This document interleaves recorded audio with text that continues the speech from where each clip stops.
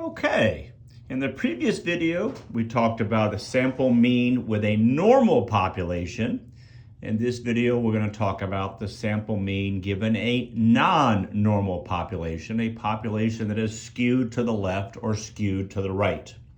Our objective: describe the sampling distribution of the sample mean for a non-normal population. Let's recall some things we know. We know what a random variable is. It is a characteristic of interest that takes on certain values in a random manner. We know what a distribution is, a listing or a graph of all possible outcomes of a random variable. A non-normal distribution, as I mentioned, is one that is skewed, either right or left. And as we know, we describe distributions in terms of their shape. Are they normal or non-normal?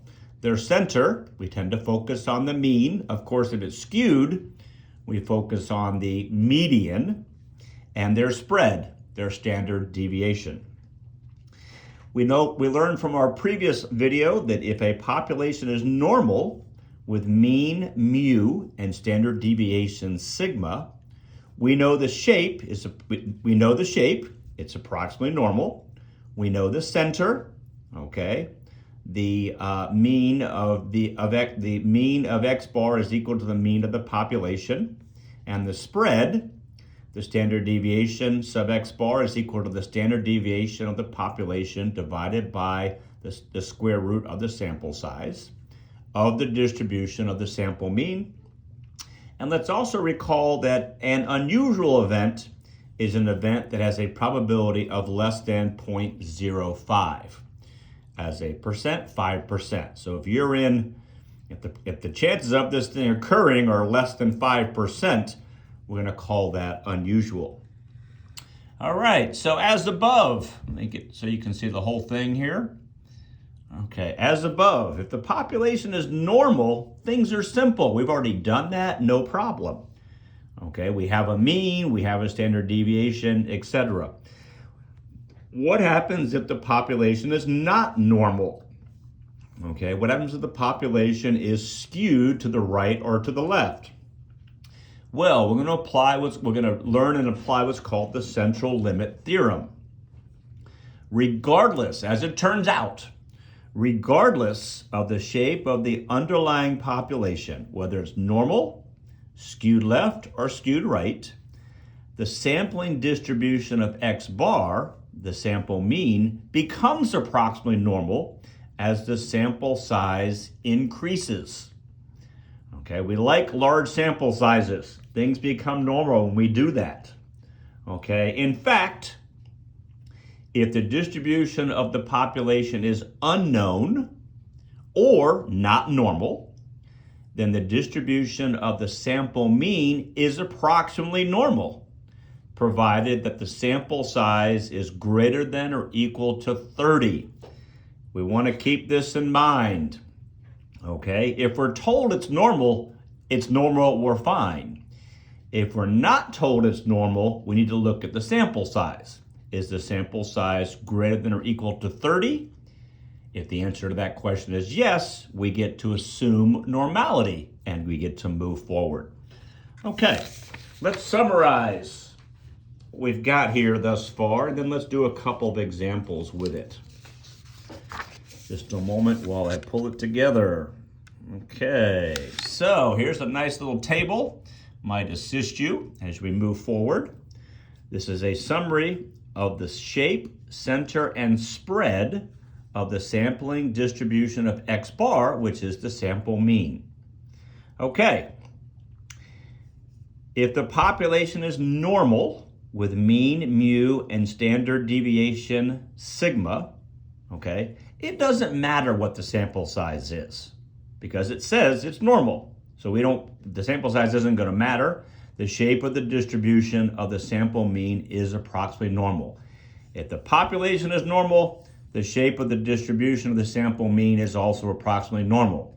And mu sub x bar is equal to mu, and sigma sub x bar is equal to sigma over the square root of n. Okay, What happens if the population is not normal? Okay, we have a not normal population with a mean and a standard deviation. Okay, well, if the sample size is greater than or equal to 30, well, we're good. Same thing as I wrote up here. The shape of the distribution of the sample mean is approximately normal. Same. Okay, so that becomes this becomes our threshold, I guess I would call that. Okay, if we're told we're normal, good.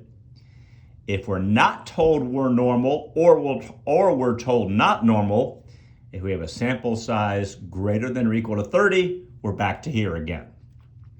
Okay, let's take a look at a couple of examples on this. Go to here.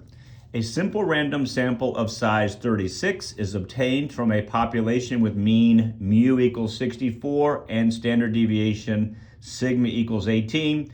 Describe the sampling distribution of X bar. We are not told it's normal. Okay, not told it's normal. So, not told population is normal. But 36 is greater than or equal to 30. We have a large enough sample size. Okay, we're greater than or equal to 30.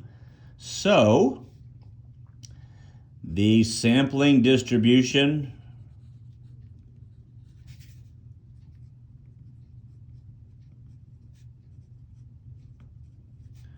of X bar is approximately normal. We can move forward, and we move forward by, okay, so we're up here. We weren't told it's normal, so we don't know, but we had a large enough sample size, so mu sub X bar is the same as the population mean, and sigma sub X bar is the population standard deviation divided by the square root of the sample size. And then we can use our StatCrunch calculator. Okay, so letter B. What is the probability that our sample mean is less than 62.6? Well, first off, we know mu sub X bar equals mu, and so that's 64. And we know that standard deviation sub X bar is equal to the population standard deviation divided by the square root of n, which is equal to the population standard deviation is 18 divided by the square root of 64. Put that into a calculator. Let's see, excuse me. I made a mistake there. Population is 36, that's what I meant to say. Okay, I have 64, excuse me. Did it twice. 18 divided by the square root of 36. This is 6, so your standard deviation is 3. Okay, so now, using StatCrunch's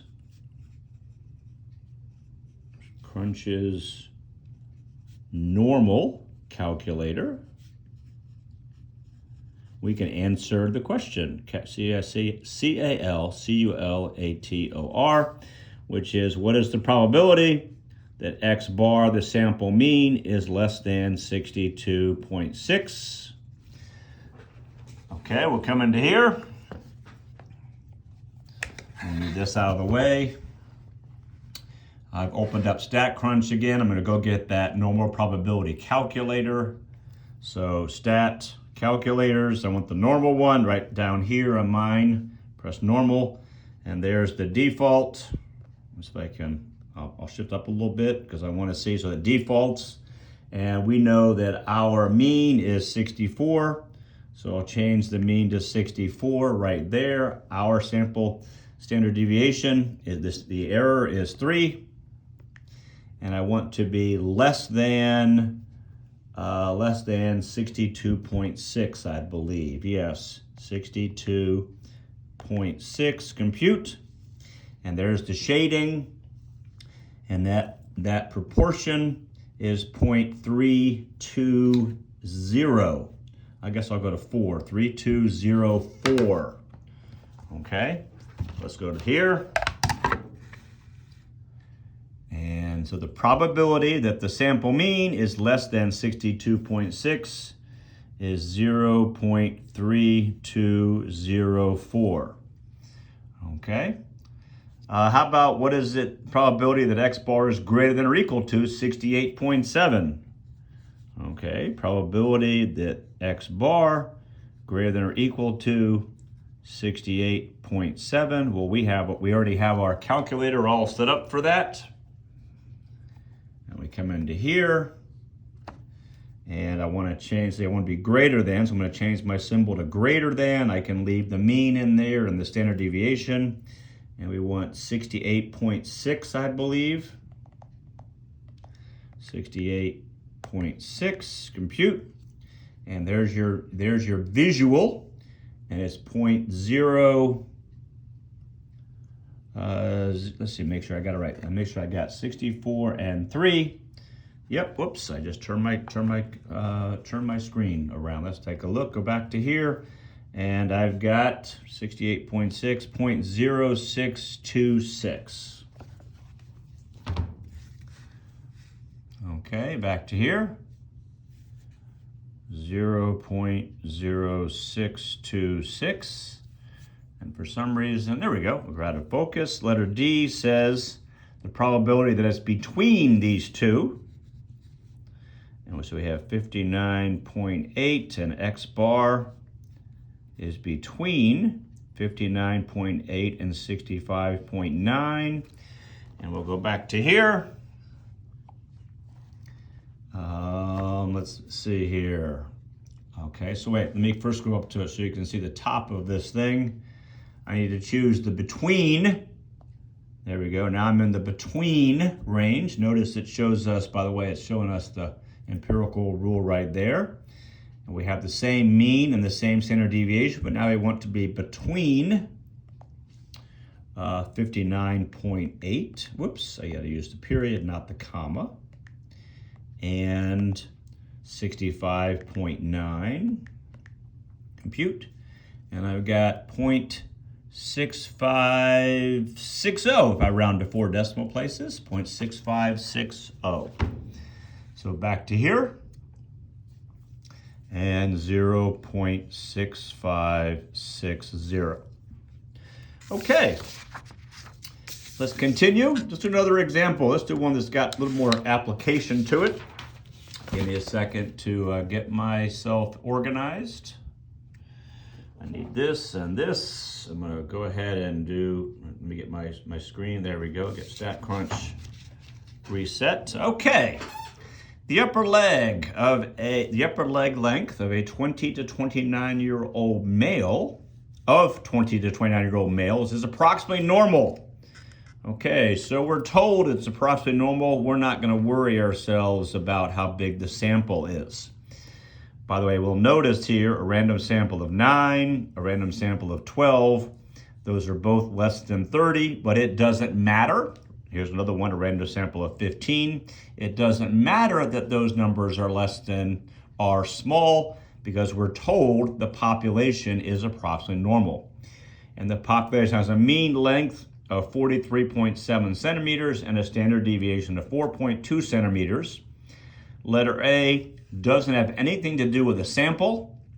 Letter A says, what is the probability that a randomly selected 20 to 29-year-old male has an upper leg length that is less than 40. Okay, probability that X is less than 40. Well, we're just going to go right into StatCrunch. Okay, we're talking about the population. We already have the population's mean and standard deviation. We're told it's normal. We can go right into StatCrunch. We're not dealing with a sample. And so I'll go right into StatCrunch. I'll go right into here, and I will go right into my, I won't go into my graph. I'm gonna go into I chose the wrong thing. Sorry about that. Open up StatCrunch. Okay, go to Stat, calculator is normal. Okay, come down to here again. The mean we're told is 43.7. So 43.7. The standard deviation for our population is 4.2. And we want to be less than 40. Well, I've already got the less than symbol sitting there, so put a 40 in here and then press compute. And it looks like my answer is, to 4 decimal places, 1892. Okay, go back to here. And we can fill that out, 0.1892. Okay, so the probability that I select, whoops, come on down a touch for you. The probability that I select a 20 to 29-year-old male with an upper leg length that is less than 40 centimeters is a 0.1892 probability. As we know, as a percent, about 19% probability you're going to pull that. Now we're getting into a sample, a random sample of 9 males, okay, who are 20 to 29 is obtained. We're now getting into a sample, so we have to calculate the mu sub x and sigma sub x, mu sub x bar and sigma sub x bar. Okay, we want to have one that's less than 40 from our sample. Okay, so letter B. Mu sub x bar is equal to mu, and mu was 43.7, that stays the same. Sigma sub x bar is equal to sigma divided by the square root of n. Sigma is 4.2. Our standard deviation, our sample size is 9, so divided by the square root of 9. That goes into a calculator, and I think I just went to 1.4. Let me do a quick check on that. 4.2 divided by 3. Yeah, it comes out to 1.4. There's no other decimal involved. That's why I cut right there. Okay, letter B.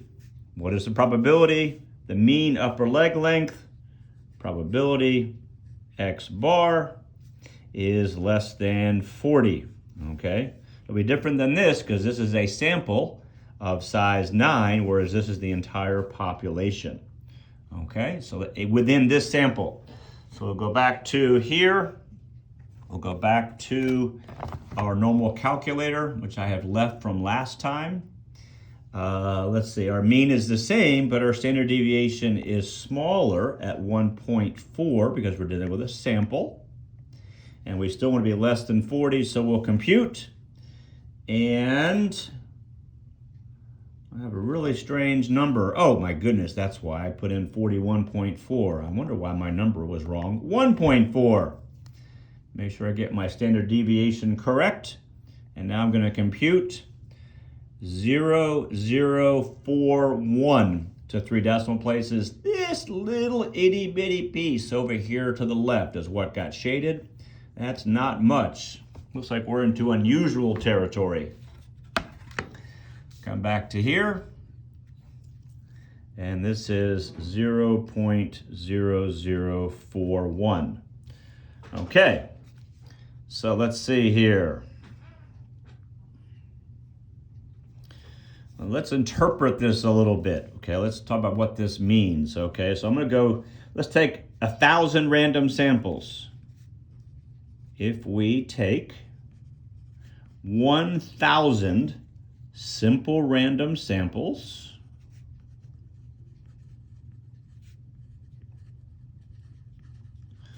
of size 9, okay, so of not size 9, of 9 males, yeah, the sample size is 9, we're talking about 9 males, of 9 males ages 20 to 29, okay, then about 4, okay, 1,000 times 0.0041, right from here, we're doing this 1,000 times, so 1,000 times the probability, about 4 of the samples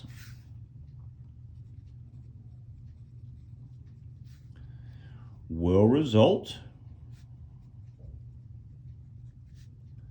in a mean upper leg length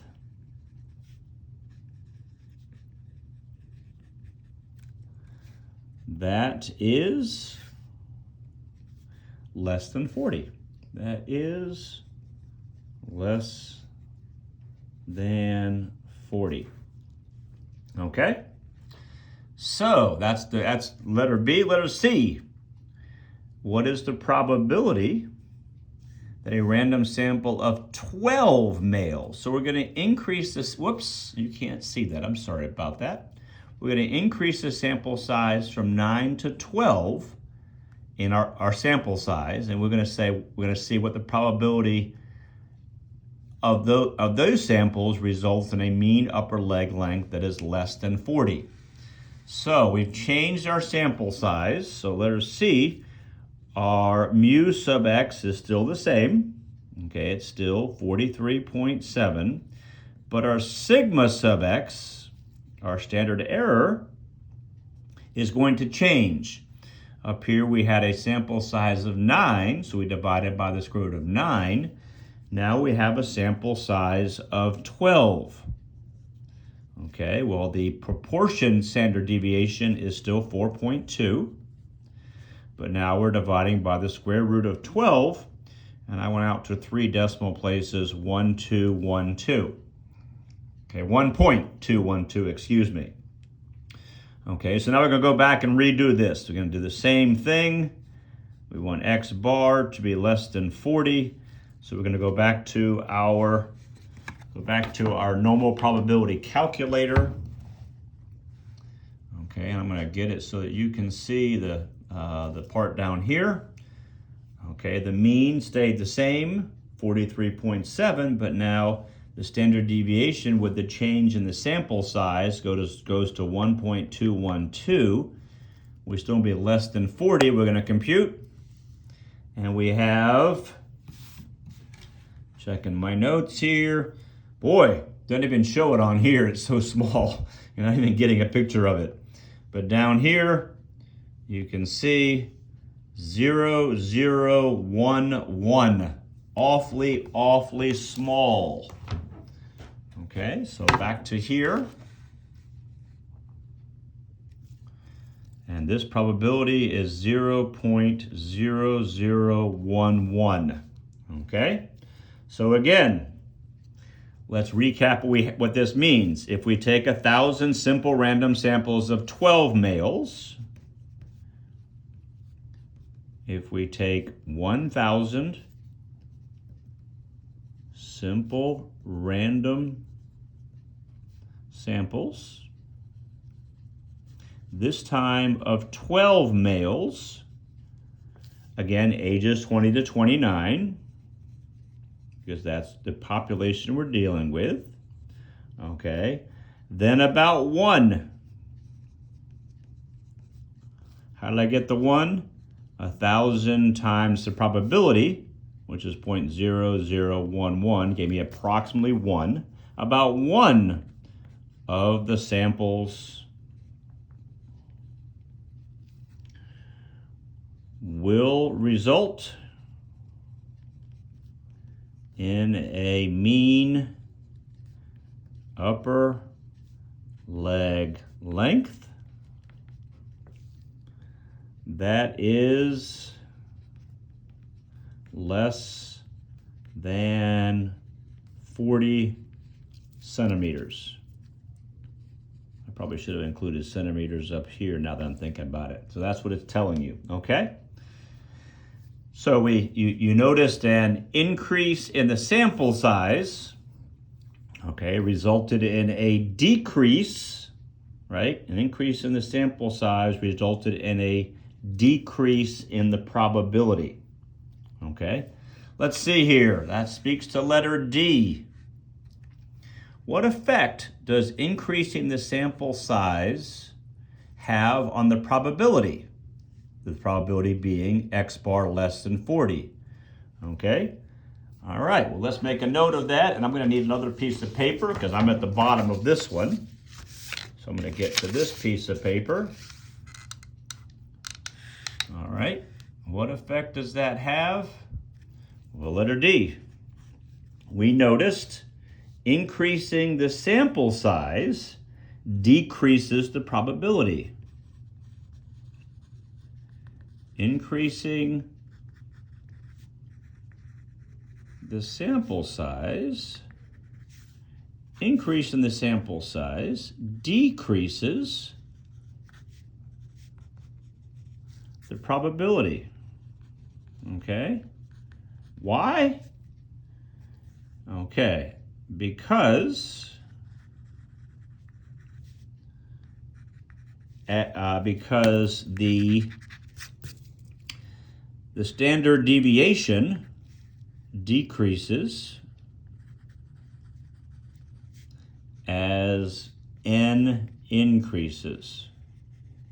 Remember, we're dividing. Remember, we have our equation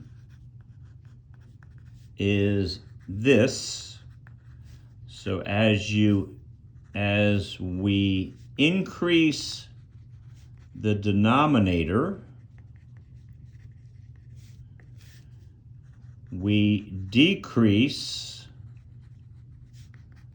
the result, which is sigma sub x bar. Okay? We decrease the standard deviation, it gets tighter, okay? So it decreases the probability. Okay, last question is letter E.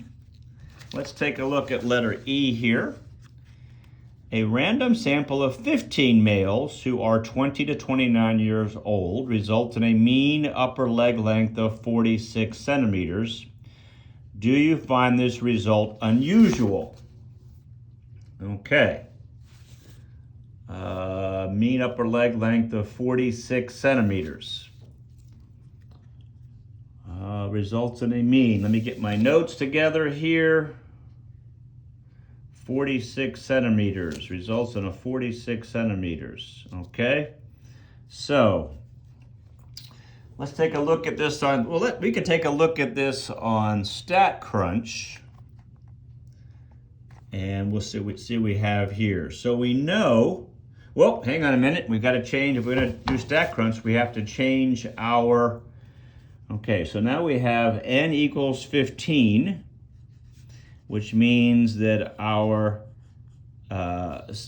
sigma sub x bar is equal to sigma 4.2 divided by the square root of 15. Let me put that into a calculator. 4.2 divided by second square root 15.